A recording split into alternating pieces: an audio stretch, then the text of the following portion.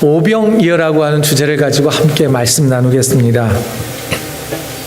오병이어, 이것은 예수님께서 보리떡 5개와 물고기 2마리로 5,000명을 먹이셨던 기적의 사건입니다.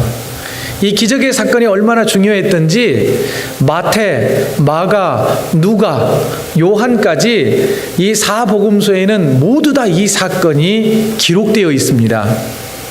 특별히 사도 요한은요, 이 오병이어의 기적 사건을 기록하면서 강조하고 싶은 게 있었습니다. 예수님은 별것 아닌 것 가지고도 많은 사람을 먹이시는 신적인 능력이 있는 참 하나님이시다라고 하는 것을 많은 사람들에게 깨닫게 하기를 위한 목적으로 더 집중해서 오병이어의 기적을 기록했던 것입니다. 또 한 가지는 뭐냐?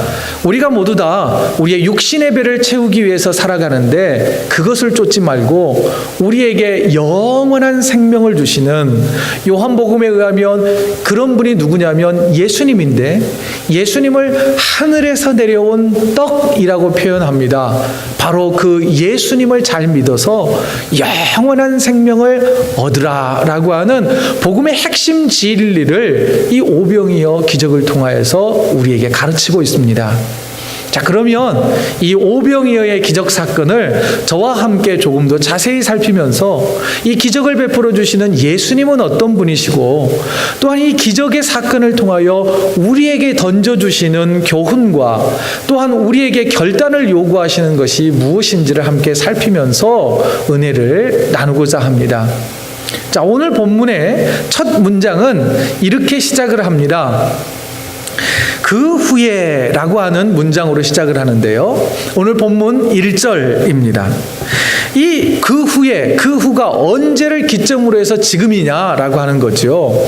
그러면 그 후에는 언제냐면 우리가 지난주에 함께 살펴보았듯이 38년 된 병자를 베데스다 연못가에서 고쳐주었던 그 일로부터 얼마 지났다라고 하는 의미입니다. 그런데 5장과 6장 사이에는 시간의 개념으로 볼 때에는 최소 약 1년 정도의 시간의 공백이 있었습니다.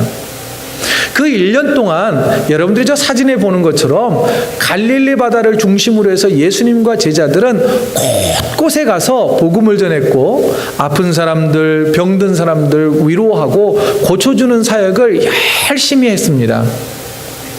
그런데 지난 1년 동안 너무 열심히 수고롭게 일하는 제자들에게 예수님께서는 쉴 수 있는 시간과 공간을 허락해 주고 싶으셨습니다. 마가복음 6장 31절을 보시면요, 이르시되 너희는 따로 한적한 곳에 가서 잠깐 쉬어라 하시니, 오고 가는 사람이 많아서 음식 먹을 겨를도 없습니다. 제자들이 지난 1년 동안 너무 바삐 살았거든요. 예수님께서는 제자들이 많은 일 하는 것 바라지 않았습니다. 많은 업적을 남기는 것, 누구에게 자랑할 만한 뭔가를 얻기 위하여 열심히 사역하는 걸 원하지 않으셨어요. 예수님께서는 제자들 각 한 사람 한 사람이 온전한 그리스도인으로 거듭나기를 원하셨어요. 그래서 이 바쁜 사역을 좀 내려놓고 제자들에게 정말 진실된 그리스도인의 삶이 무엇인지를 또한 가르치기를 원하셨습니다.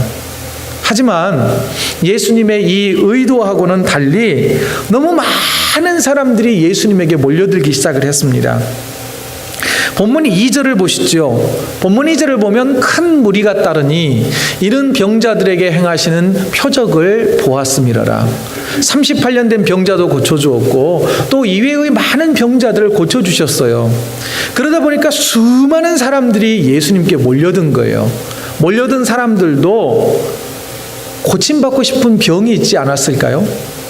뭔가 가슴앓이를 하고 있으면서 주님, 저도 그 기적의 주인공이 되고 싶습니다 라고 하면서 아마 많이 몰려들었을 겁니다.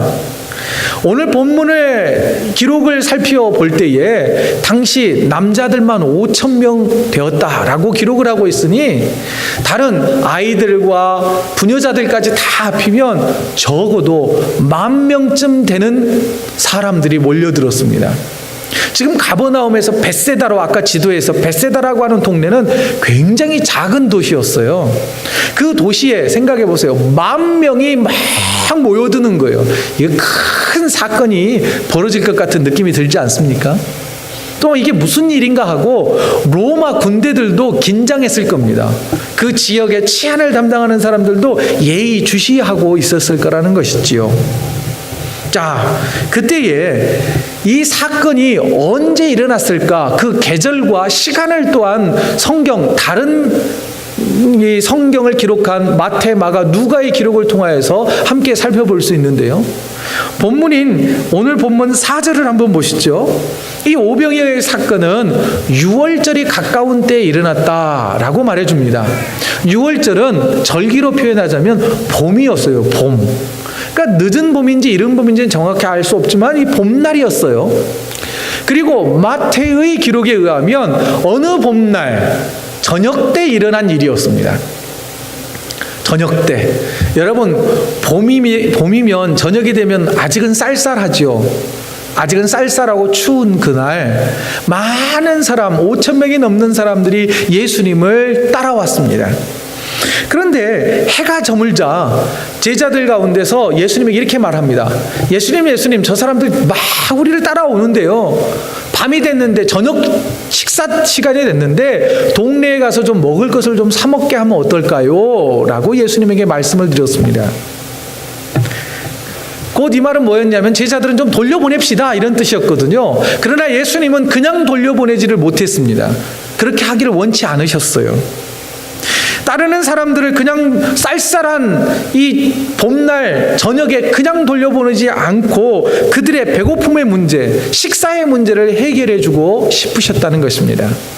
자, 여기에서 오병이어의 기적은요, 어떤 것으로부터 시작을 하냐면, 첫째, 제자들을 좀 쉬게 하고 싶어 하시는 그런 제자들을 향한 세심한 배려부터 오병이어의 기적은 시작되더라는 거예요.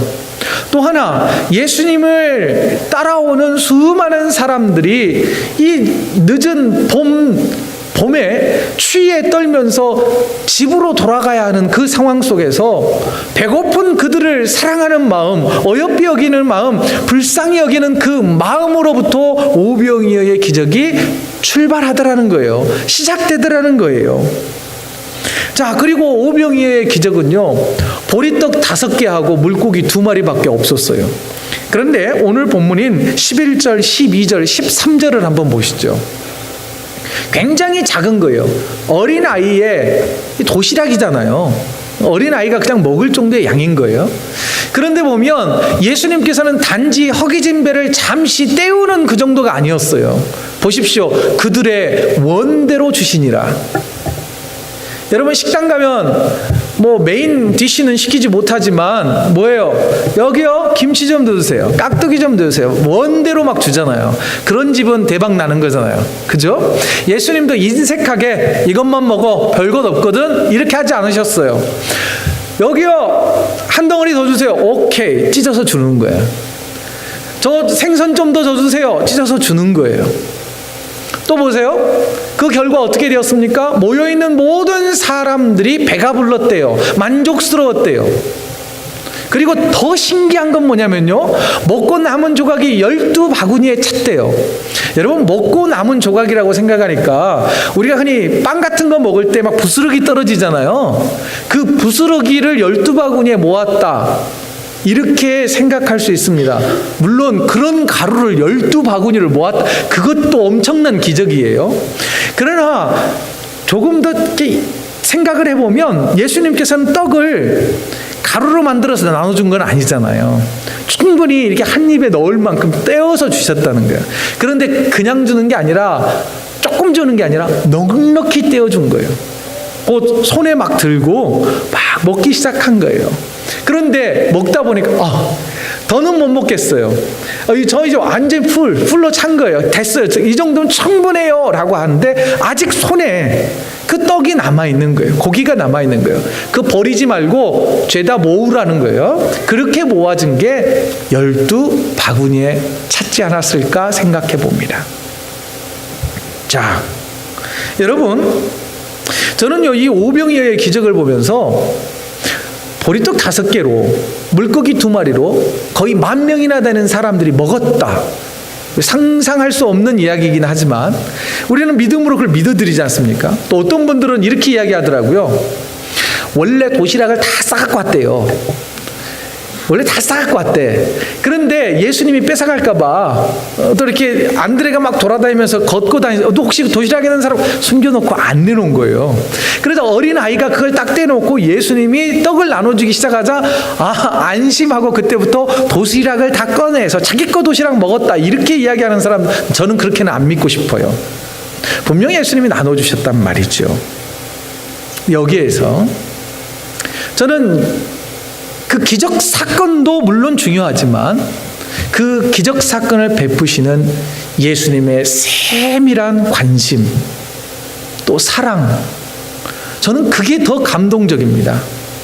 배고픈 사람 나 몰라 하라 하지 않고 집으로 돌아가라 하지 않고 뭐라도 먹여서 챙기고 싶은 그 예수님의 마음, 그 마음이 훨씬 더 은혜스럽습니다.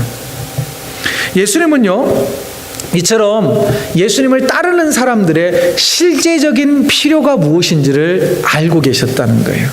자, 그렇다면 우리의 필요를 주님은 아실까요? 모르실까요? 저는 성경 말씀 가운데 굉장히 좋아하는 말씀이 있습니다. 하늘 아버지께서는 너희에게 있어야 할 것이 무엇인지 아시니라. 내가 무엇이 필요한지 주님은 알고 계신데요. 또한 주님께서는 보세요, 영적인 것만을 공급해 주지 않으시고 우리의 먹는 문제를 해결해 주시는 분이다라고 하는 것을 본문을 통해서 깨닫게 됩니다. 또 오병이어의 기적을 베푸시면서 이런 은혜를 베풀어 주셨지만 이 외에도 이번에는 보리떡 7개하고 물고기 2마리로 4,000명을 먹이셨던 기적 사건이 있습니다. 오병이어 기적 이후에 나타난 거예요. 그때 예수님께서 많은 사람 4,000명을 먹이실 때의 기록을 마태복음 15장 32절에 이렇게 기록하고 있습니다. 다 같이 한번 읽어볼까요? 시작. 예수께서 제자들을 불러 이르시되 내가 무리를 불쌍히 여기노라. 그들이 나와 함께 있은지 이미 사흘임에 먹을 것이 없도다. 길에서 기진할까 하여 굶겨 보내지 못하겠노라. 예수님의 이 따뜻한 마음 느껴지십니까? 뭐라도 좀 먹여서 보내고 싶은 마음. 아침에 우리 아이들 됐어요, 늦었어요 하고 문 탕 갖고 나갈 때 뭐라도 좀 먹으라고, 샌드위치라도 좀 먹고 가라고 들고 나가는 그 엄마의 마음. 안 그러시는구나.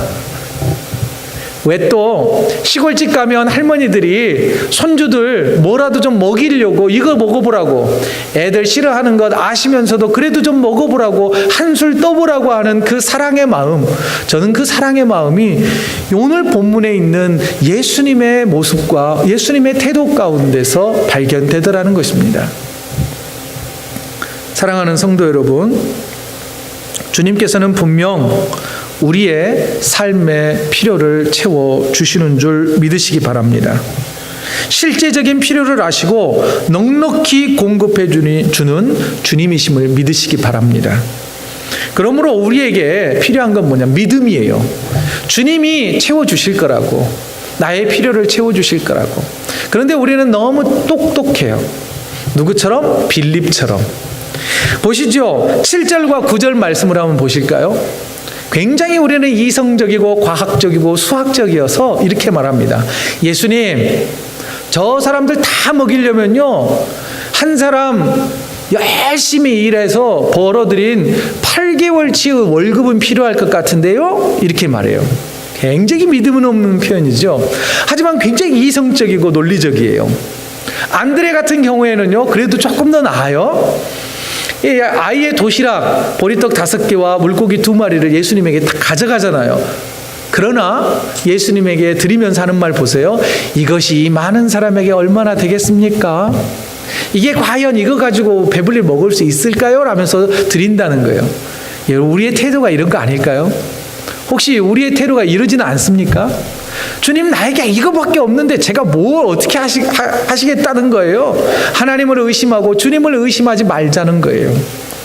왜인 줄 아세요? 주님께서는 우리의 필요를 아시기 때문이에요. 만일 넉넉하지 않다면 구하자는 거예요. 양식을 구해보자는 거예요. 주님께서 주기도문을 가르칠 때, 기도를 가르쳐 주실 때 뭐라고 가르쳐 주셨느냐면요, 저를 따라해 보세요. 오늘 따라하시라니까요. 다시 합니다. 오늘 우리에게 일용할 양식을 주시고, 이렇게 구하래요. 하나님, 나에게 일용할 양식을 주옵소서. 이게 부족합니다. 이게 나에게 필요합니다라고 구하는 자에게 주님께서는 분명히 말씀하세요. 후히 넉넉하게 주신다는 거예요. 원하는 대로 주시더라는 거예요. 이것을 믿고 한 주간 하나님께서 오병이어의 기적을 베풀어 주시는 은혜를 체험하는 저와 여러분 되기를 원합니다. 그런데 우리가 반드시 잊지 말아야 할 게 한 가지가 있습니다. 오병이어의 기적을 경험한 이후에 더 많은 사람들이 예수님을 쫓기 시작을 했어요. 예수님께서 배를 타시고 갈릴리 바다 건너편으로 건너가셨는데도 배를 타고 쫓아올 만한 사람들까지 막 생겨난 거예요. 열혈 팬들이 생겨났습니다. 그런데 성경에는 예수님께서 이렇게 말씀하세요. 많은 사람들이 나를 쫓아오는 목적과 이유가 무엇인지를 분명하게 말씀하시는데, 오늘 본문 6장 26절이에요. 예수께서 대답하여 이르시되 진실로 진실로 내가 너희에게 이르노니 너희가 나를 찾는 것은 표적을 본 까닭이 아니요 지금까지 베풀어 주셨던 가나의 혼인잔치의 기적, 또한 왕의 신하의 아들을 고쳐준 기적, 또한 베데스다 목가에 38년 된 병자를 고쳐준 기적, 더 나아가 오병이어의 기적을 보고서도, 그 기적을 보고서도 내가 메시아요 구원자인 것을 깨달아서 나를 쫓아온 것이 아니라 그 뒤, 우리 다 같이 한번 크게 읽어봐요. 시작. 떡을 먹고 배부른 까닭이로다. 당시 사람들이 예수님을 따라온 목적은 뭐예요? 떡을 먹고 배불렀기 때문에 내 줄인 배를 좀 주님 채워주시라고 육적인 것을 채우기 위한 목적으로만 따라왔대요. 이게 주님의 말씀이었어요. 그들에게는요, 예수님이 메시아이건 상관이 없어요. 구원자이건 아무런 안중에도 없어요. 게다가 믿으려고도 하지 않았습니다. 관심 밖의 일이었고요. 오로지 배를 채우는 문제, 내 육신의 문제를 채워주기만 하면 되는 거예요. 오직 배부름에만 관심이 있었던 사람들이라는 것이죠. 너무 개인적인 것 같아서 그들은 나라를 생각합니다. 민족을 생각을 해요. 그러면서 한다는 말이, 당시 유대 민족들이 로마의 식민지를 살고 있기 때문에, 지배를 받고 있기 때문에 우리 유대인들을 해방시켜줄 정치적 지도자, 왕을 구하고 있었던 거예요. 그래서 본문 15절을 보시죠. 15절을 보면 그들이 하는 말이 억지로 예수님을 붙들어다가 우리의 왕이 되어주시라고, 그럴 목적으로 예수님을 따른 거였던 것입니다. 여러분, 지난 11월 한 달 동안 매 주일 설교 때마다 저 자신에게 질문을 던져보았습니다. 과연 나는 어떠한가? 내가 예수를 믿는 목적이 무엇인가? 내가 교회를 섬기는 목적이 무엇인가? 나를 위한 것인가? 하나님의 영광을 위한 것인가? 저와 여러분들이 예수님을 따르는 목적이 떡을 먹고 배부른 까닭인가? 아니면 예수 그리스도를 믿고 영원한 생명을 얻고자 함인가? 이 질문에 답할 때입니다. 예수님께서는요, 떡만을 쫓는 사람들에게 22절부터서 71절까지 굉장히 긴 설교를 하세요. 그러면서 배를 채우는, 떡만을 채우는 사람이 되지 말라고 강조를 해주세요. 그러면서 이렇게 말합니다. 음식은 한 번 먹고 나면 뒤돌아서면 또 배고프잖아. 그런데 나는 생명의 떡이야. 내가 주는 떡은 다시는 배고프지 않는 그런 영원한 은혜가 있는데, 생명의 떡인 나, 곧 예수를 믿어서 영원한 생명 배고픔도 목마름도 아픔도 슬픔도 고통도 없는 그 영원한 하나님의 나라를 맛보렴이라고 아주 긴 설교를 하십니다. 그런데 그 설교가 끝난 다음에 결과는 어떻게 되었느냐? 6장 66절이에요. 하필이면 666. 한번 같이 한번 읽어보죠. 시작. 그때부터 그의 제자 중에서 많은 사람이 떠나가고 다시 그와 함께 다니지 아니하더라. 결과는 가슴 아픈 결과입니다. 너무 안타까운 결과예요. 제자가 되겠다고 따랐던 많은 제자들이 예수님을 떠나버렸습니다. 제자가 떠났으니 그 많이 따르던 군중들도 죄다 다 떠나갔겠죠. 저 군중들은 나중에 언제 나타난 줄 아십니까? 예수님이 십자가에 달리실 때에 십자가에 못 박혀 죽이라고, 저 예수를 죽이라고 소리치는 군중들로 나타나더라는 거예요. 물론 그래도 여전히 남아있는 사람들이 있었습니다. 남아있는 사람들은 뭐라고 요구를 하느냐면, 진짜 당신이 진짜 메시아라면 더 많은 기적, 더 엄청난 기적을 좀 베풀어야 되는 거 아닙니까? 당신은 오병이어의 기적으로 5,000명을 먹이셨잖아요. 그런데 구약의 지도자였던 모세는 40년간 이스라엘 민족 전체가 매일 만나를 먹게 하지 않았습니까? 당신이 모세보다 더 위대합니까? 이렇게 따져 묻는 거예요. 또한 엘리사 선지자는 보리떡 20개로 100명을 먹었는데, 뭐 엘리사 선지자나 당신이나 뭐 도찐 개찐 별거 아닌 것 같은데 더 큰 기적을 베풀어 보라고 요구를 합니다. 그러자 예수님께서 설명을 하시는데 47절부터 50절까지 만나와 생명의 떡을 비교하면서 설명을 하셔요. 자, 믿는 자는 영생을 얻는데 나는 생명의 떡이다. 곧 생명의 떡, 예수가 생명의 떡이라는 것을 믿는 자들은 영원한 생명을 얻게 될 것이다. 죽음이 없는 영원한 생명이에요. 그러나 만나를 먹었던 사람들은 결국 어떻게 됐느냐? 육신의 배만을 채웠던 사람들은 죽음을 맛보았다는 거예요. 50절에서 이것은 하늘로서 내려온 떡이다. 곧 내가 하늘에서 내려온 살아있는 떡, 생명의 떡, 메시아요 구원자이다. 그러니 누구든지 나를 먹으면 죽지 않는다. 먹는다는 건 뭐냐면 예수 그리스도를 내 안으로 받아들인다는 표현입니다. 예수 그리스도를 구주로 믿으면 죽지 않는 영원한 생명을 얻게 될 거다라고 하는 메시지를 주셔요. 그럼에도 불구하고 사람들은 이 메시지를 거부합니다. 사랑하는 성도 여러분, 과연 우리는 떡을 쫓고 있습니까? 영생을 구하고 있습니까? 소망하기는 우리를 살리시기 위하여 모든 것을 아낌없이 다 내어주신 예수 그리스도를 구주로 믿어 영원한 생명을 누리는 저와 여러분 되기를 원합니다. 자, 그러면 이제 주님께서는 우리에게 이처럼 오병이어의 기적을 베풀어 주십니다. 자, 그러면 우리는 무엇을 나눌까요? 무엇을 나눠야 될까요? 오병이어의 기적을 위하여서 어린아이는 자기의 도시락을 내놓았습니다. 우리는 무엇을 내놓아서 또 다른 오병이어의 기적을 함께 누리며 함께 기뻐할 수 있을까요? 하나 제안을 해봅니다. 떡을 나누기를 바랍니다. 떡을 나누기를 바랍니다. 떡은 음식을 상징하죠. 여러분, 음식을 함께 나눈다는 것은 뭐냐면요, 저를 따라 하십시오. 식구가 된다는 것입니다. 한 상에 둘러앉아서 먹는 거예요. 특히 우리 한국적 개념은 뭐예요? 숟가락을 담그는 거죠. 침 섞는 문화 아닙니까? 지저분하다고요? 아니요. 그게 식구인 거예요. 그게 식구인 거예요. 주님께서는 오병이어의 기적을 통하여서 말씀해 주시는 건 뭐냐면요, 전부 다 둘러앉았잖아요. 잔디밭에. 같이 먹는 거예요. 같이 먹어서 그리스도 안에서 그리스도와 함께 밥상 공동체를 이루라 라고 하시는 그런 메시지를 던져준 것입니다. 자, 또한 예수님께서는요, 생각보다 많이 먹는 것에 관심이 많으셨어요. 그래서 오죽했으면 많은 사람들이 예수님을 막 비판하고 비난할 때 이런 말을 들을 정도였습니다. 누가복음 7장 34절.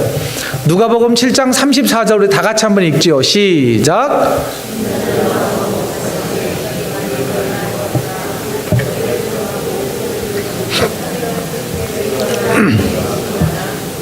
보세요. 예수님께서는 자꾸 세리와 죄인들과 과부들, 가난한 사람들, 사회적 약자들과 먹고 마시는 일들을 많이 하셨단 말이에요. 그래서 그런 사람들의 친구다라고 손가락질 당했을 정도로 예수님께서는 먹는 문제에 민감하셨어요. 또한 실질적으로 세리였던 누가복음 19장에 보면 삭개오의 집에 가가지고 하룻밤 주무시잖아요. 잠만 주무셨을까요? 아니에요. 음식을 함께 나누시면서 식구가 된 거예요. 이러한 예수님의 모범을 따라서요, 초대교회는 주로 모이면 뭐 했는지 아세요? 마시고 먹었어요. 보시죠. 사도행전 2장 46절입니다. 사도행전 2장 46절을 보면 날마다 마음을 같이하여 성전에 모이기를 힘쓰고, 그 뒤에는 여러분들이 읽으세요. 시작. 집에서 떡을 떼며 기쁨과 순전한 마음으로 음식을 먹고. 초대교회는요 식탁 공동체였어요. 밥상 공동체였어요. 삶을 나누고 음식을 나누고 정을 나누는 공동체였다는 것입니다.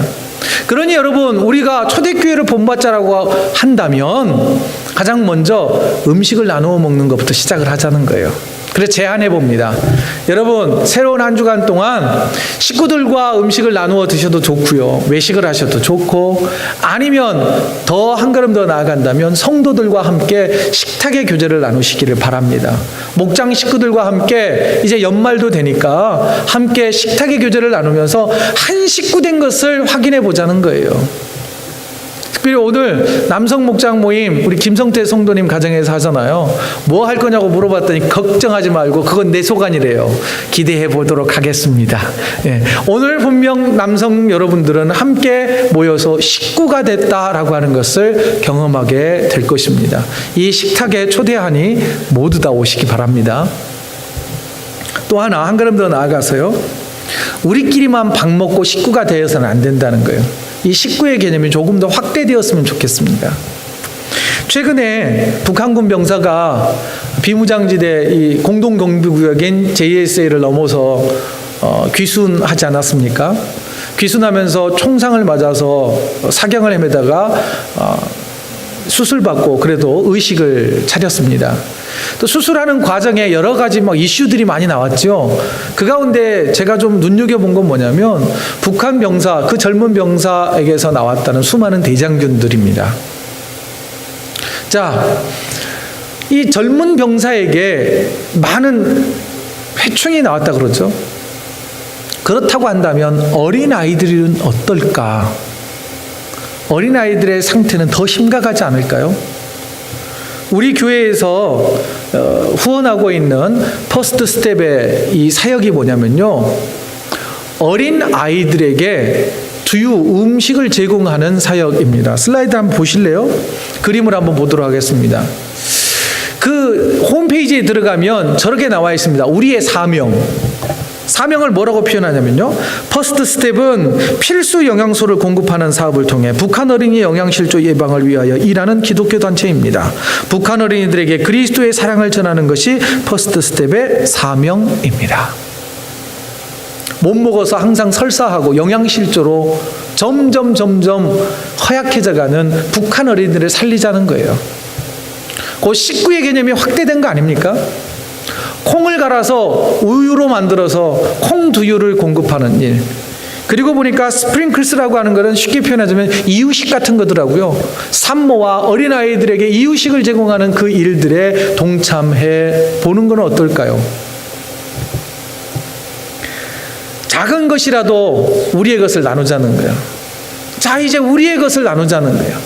나누는 그곳에 기쁨이 있고요, 나누는 그곳에 섬김이 있고요, 나누는 그곳에 그리스도의 사랑이 넘쳐나게 될 것입니다. 우리의 작은 것을 나누지만 우리의 나눔을 받는 그 상대는요, 배부르게 될 것이고요, 위로를 받게 될 것이고요, 평안함을 얻게 될 것이고 천국을 경험할 수 있게 될 거라는 것이죠. 사랑하는 성도 여러분, 말씀을 정리해 봅니다.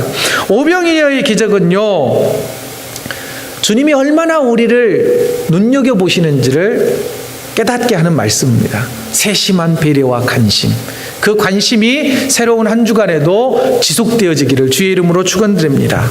또한 주님은 우리의 필요를 알고 계시니 주님께 당당하게 구하자는 거예요. 하나님, 이거 채워주시옵소서라고. 구하는 여러분들에게 채워지는 은혜가 있기를 원합니다. 더 나아가 우리가 받은 사랑 누리기만 하지 말고 이제는 나누자는 거예요. 작은 것이라도 나눔으로 인하여 우리 이웃들과 함께 확대된 식구가 되어서 서로를 돌봄으로 인하여 우리의 돌봄 가운데 배부름과 넉넉함과 또한 오병이어의 또 다른 기적이 나타나는 그 은혜를 맛보는 저와 여러분의 삶이 되시기를 주의 이름으로 축원드립니다.